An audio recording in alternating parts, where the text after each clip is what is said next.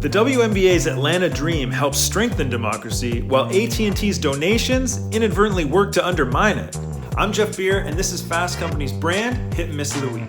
Quick note before we start, this episode was recorded before the violent pro-Trump extremist mob actions that took place at the Capitol building in Washington on January 6th. The miss this week goes to AT&T for being the largest corporate contributor to the senators who are seeking to throw out certified results from states that supported President-elect Biden. According to a study done by Popular Information, over the last 6 years, AT&T's corporate PAC has donated more than $100,000 to 11 of the 13 senators who have pledged to object to the certification of the presidential election results. Obviously, this is peanuts to a giant corporation, and business routinely donates to both sides of the aisle, hedging bets to gain influence for policies that may help their bottom line. But these are not ordinary times. The Business Roundtable, of which AT&T, Comcast, Deloitte, Amazon, Microsoft, and Pfizer are all members, put out a statement saying that the peaceful transition of power is a hallmark of our democracy and should proceed unimpeded. Therefore, Business Roundtable opposes efforts to delay or overturn the clear outcome of the election. So for AT&T and other brands funding these senators, this is not a good look. The issue of campaign finance reform and the need to take big money out of politics is one thing. But as a pure brand issue here, companies need to realize that we're living in a much more transparent world.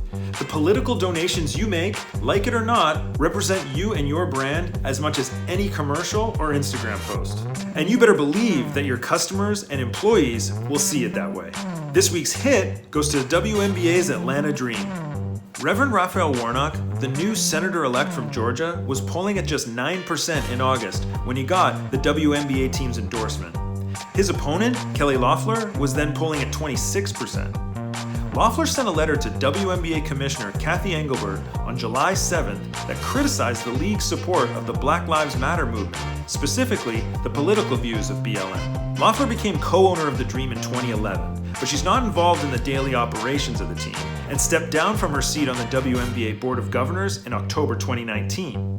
Players from the Dream and around the WNBA were photographed wearing Vote Warnock shirts in the days leading up to Tuesday's runoff senatorial election in Georgia. Warnock's team has reportedly said that their actions helped raise $236,000 in donations for his campaign.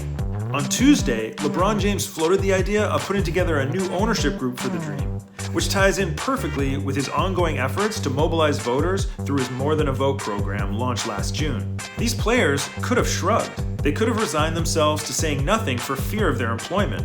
Remember, WNBA salaries are nowhere near their NBA counterparts, so this is a realistic consideration of real consequences. But these players realized something that the companies in the miss column this week didn't. Actions matter. As a brand, you need to know who you are and what you stand for, and then do just that. The Dream's contributions to Warnock's winning campaign are living proof. That's it for now. Thanks for watching.